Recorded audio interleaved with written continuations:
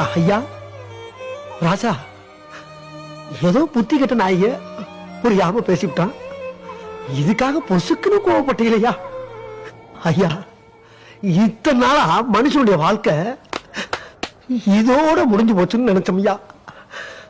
இப்பதான் தெரியுது ஒவ்வொரு மனிதனுக்கும் உண்மையான வாழ்க்கை இங்க இருக்குன்னு. சாமி, எங்களுக்கு கொஞ்சம் கம்மி தானே. ஐயா, நான் தெரியாம கேட்கிறேன்.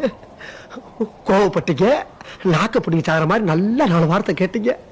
அதோட உங்க செருப்பை கலட்டி மலார் மலார் மலார்னு ஒரு 40 அடி அடிச்சுட்டு போக வேண்டியதானே? வாங்கிக்கிறோம்ல, உங்க பிள்ளை தானே நாங்க.